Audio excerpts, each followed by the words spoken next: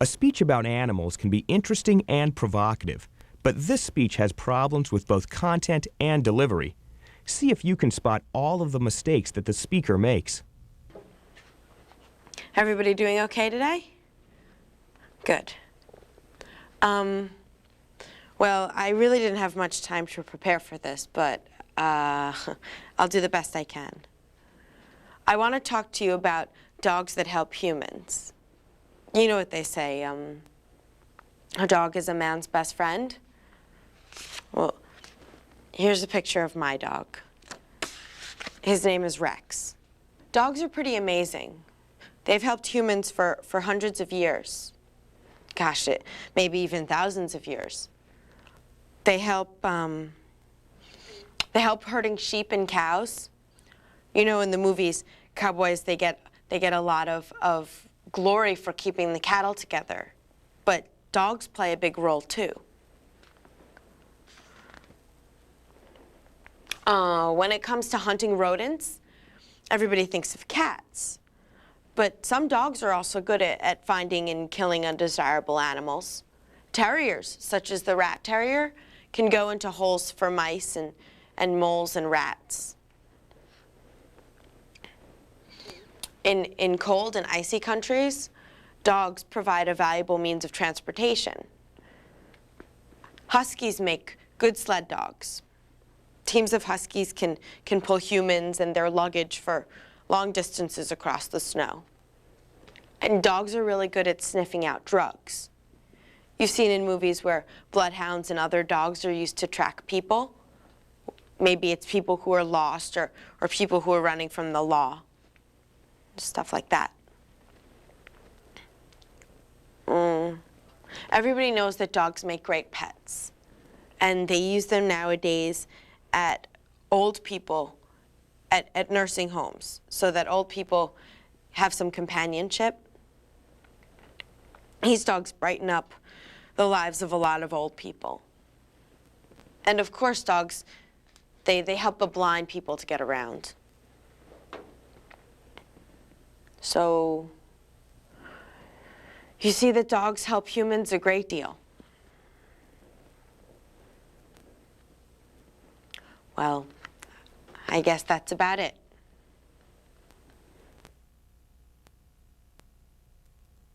To be successful, an informative speech should contain material that is new to the audience. In this speech, do you think that the speaker provides fresh, interesting information?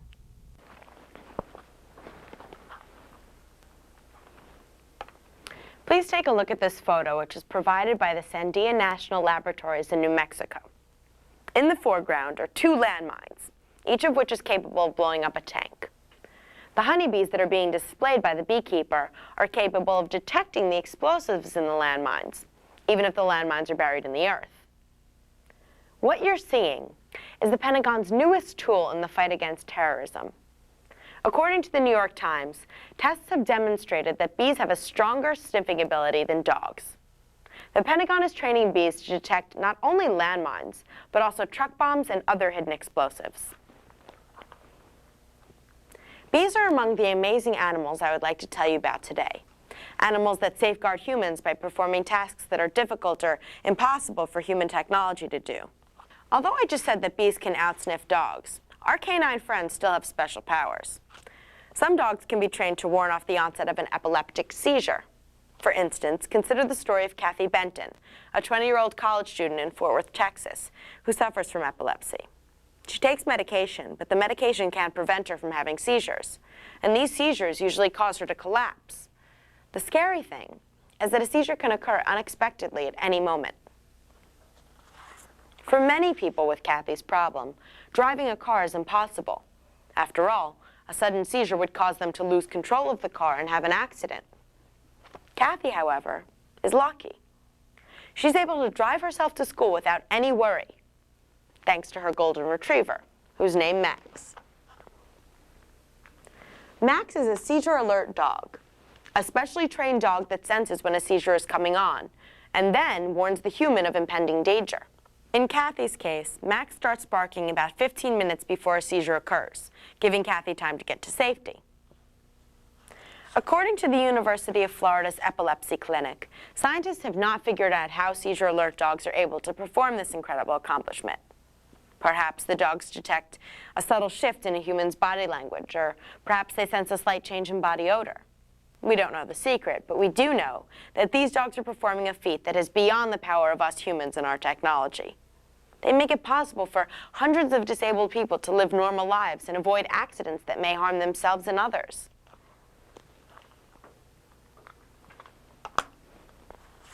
Now let's turn from the world of canines to the world of birds.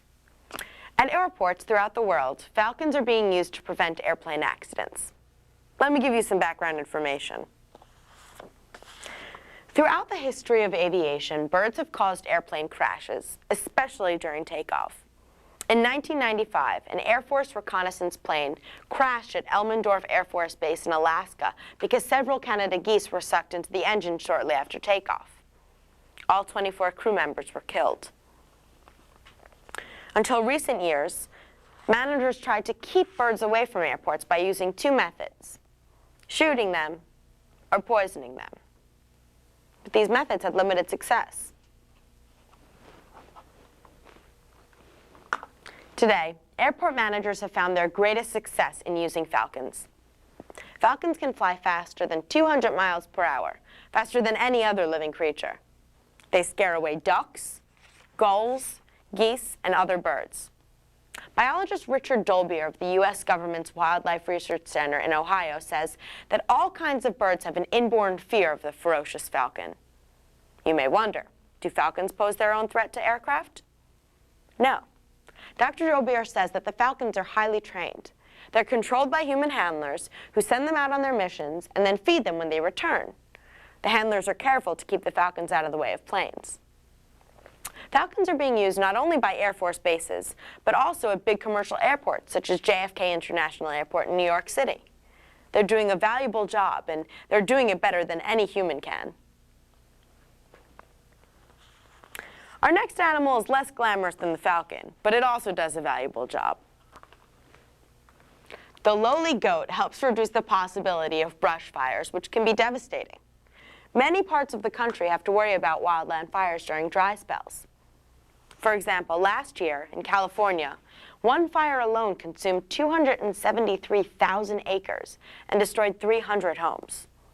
One of the best ways to prevent fires is to clear out thickets of combustible vegetation, and this is where the goat comes in. Goats love to devour weeds and underbrush, and they can graze in places where it's hard for humans and their equipment to navigate. For example, steep hillsides, deep ravines, and rocky terrain. This picture shows a mountainous area with lots of underbrush at the bottom of the trees. During a fire, this underbrush would quickly ignite, but it's hard for humans to reach an area like this to clear it out. Goats can do the job very easily. In areas where wildfires are common, you can hire a goat herding company to bring in a herd to a specific location to clear out the weeds and the brush. Let's sum up what we've covered. We've looked at some of the animals that help to keep us safe and alive. Bees that sniff out explosives, dogs that warn of impending seizures, falcons that scare off birds at airports, and goats that reduce the risk of dangerous fires. In an age when our technology becomes more and more sophisticated, it's fascinating to see that animals can sometimes outperform our machines. And who knows? Maybe in the years ahead we will discover more and more ways in which animals can help us. I sure hope so. This speech has weaknesses in both content and delivery. Can you spot all of the mistakes? Today I'm going to persuade you to wear a helmet every time you ride a bicycle. There are 85 million bicycle riders in the United States. Over 900 bicyclists die in the United States each year. Bicycle crashes and injuries are underreported since the majority do not involve emergency room visits. More bicyclists were killed in urban areas than in rural areas, 61% compared with 36%. A study from Western Australia shows that helmet use has reduced the incidence and severity of head injuries there. The study is based on hospital data and shows that the number of closed head injuries was cut in half with increased helmet use over time. Helmet use in the United States varies by orders of magnitude in different areas and different sectors of the society. While white-collar commuters probably reach 80%, while inner-city kids and rural kids would be 10% or less. 45% of bicycle deaths among children younger than 13 and 26% of adult bicycle deaths occur on minor roads. Adult bicyclists are more likely than children to be killed on major roads, 65% compared with 46%. Bicycle helmets have been shown to reduce the risk of head injury by as much as 85% and the risk of brain injury by as much as 88%. Bicycle helmets have also been shown to offer substantial protection to the forehead and mid-face. Children under age 10 are at greater risk for serious injury and are more likely to suffer head injuries than older riders. Approximately half of all bicycle-related injuries among children under age 10 occur to the head and face, compared to 1/5 among older children. In conclusion, you should always wear a helmet. Questions?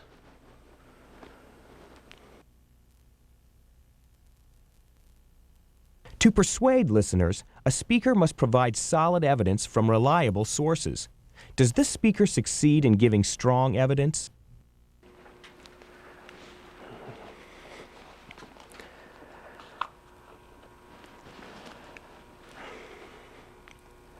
A few weeks ago, I asked you in a questionnaire, what is the most dangerous sporting activity in the United States? The top answers that you gave me were boxing, mountain climbing, and skydiving. But the correct answer is none of the above. The most dangerous sporting activity is riding a bicycle. Each year, over 900 Americans die from bike-related injuries. According to the U.S. Consumer Product Safety Commission, over half of the victims are children under the age of 15.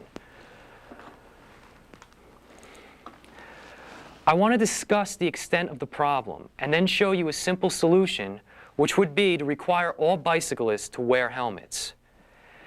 Now, some of you might say, well, I don't ride a bicycle, and I'm not a parent, so this issue doesn't really apply to me. But yes, it does. Whether or not you ever become a parent, you will always have children in your life, nieces, nephews, and kids in your neighborhood. I think all of us want to protect the children in our communities. Let's take a closer look at the problem. The number of deaths and injuries is very high. I've already mentioned the figure of 900 deaths per year. In addition, the Bicycle Helmet Safety Institute says that each year close to 550,000 bicyclists visit emergency rooms with serious injuries. Some of these injuries involve massive brain damage.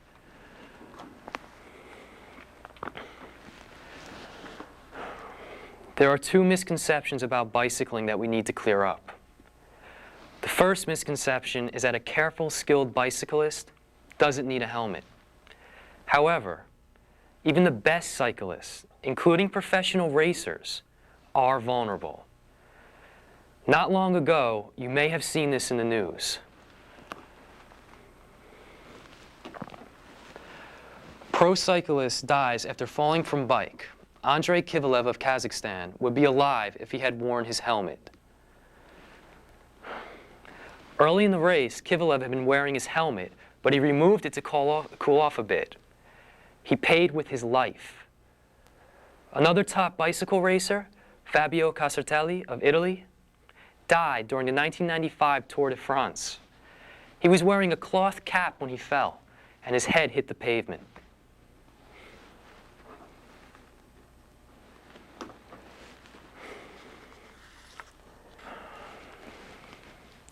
The second misconception is that a casual ride in one's neighborhood does not require a helmet. But consider this. A few years ago in Naples, Florida, a businessman named Bo Thomas was riding his bicycle near the entrance road for a condominium development. He was cycling at a slow speed when he collided with a car that was leaving the condominium entrance. The car was going only 5 miles per hour. Thomas was thrown from his bike and his head struck the pavement. He died from massive brain trauma. He had not been wearing a helmet. The state trooper who investigated, Bob Brown, described the accident as a very low-speed impact. Trooper Brown said that if Thomas had been wearing a helmet, quote, he probably would have stood up and brushed himself off. As you can see, even a minor accident can be deadly. Bicycle riders, especially children, can travel at slow speeds in their neighborhoods and still be vulnerable. Now that we have seen how serious the problem is, let's look at the solution, which is very simple. Every bicycle rider should be required by law to wear a helmet at all times. The government agency that monitors the health and safety of Americans is the Centers for Disease Control and Prevention.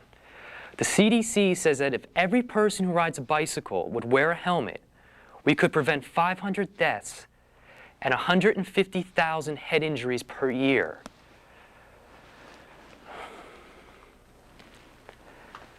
I'm not saying that helmets will prevent all deaths and injuries, but they will prevent most of them, especially when you consider that the Bicycle Helmet Safety Institute says that 2/3 of cycling deaths result from brain injuries. Now, some parents say, my child rides a bike only on a driveway. She doesn't need a helmet, does she? Well, I put this question to Dr. David Bate, director of the emergency room at St. Joseph's Hospital. And he said that a child can fall from her bicycle and be injured just by impact with a driveway surface or a rock or a toy or another object. He also pointed out that requiring her to wear a helmet at all times would help instill a lifetime habit, one that will be important as she grows up. A good helmet costs less than $25. Just make sure that the helmet fits properly. I recommend buying from a bicycle shop because the staff can help you get the proper size and fit. You may pay a few more dollars, but it's worth it. Some states and communities have laws requiring bicycle riders to wear helmets. We need to persuade our legislators to expand the requirement to all states and all communities. And we also need to campaign for enforcement. The Bicycle Helmet Safety Institute says that even in areas that require helmets, fewer than 20% of children under the age of 15 wear them when cycling. So once laws are on the books, we need to insist that they be vigorously enforced.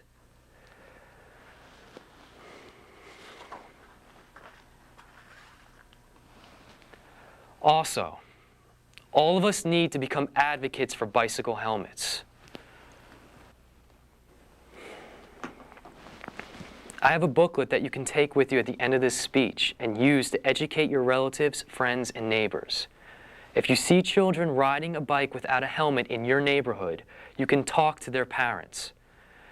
I'm not urging you to become a pest who meddles in the lives of others. All I'm asking is that you help save a child's life. Let's review.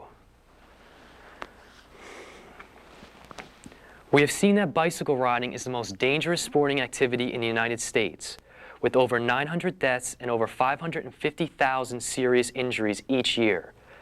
The solution is simple. We must require helmets for all bicycle riders, and then we must enforce the laws. In addition, all of us should become advocates in our communities, educating riders and parents. Please do this for all riders, but especially for the children. Jane Brody, a health columnist for the New York Times, wrote about this problem. I would like to close by showing you the headline above her article. Save a child's brain. Require a helmet. Thank you.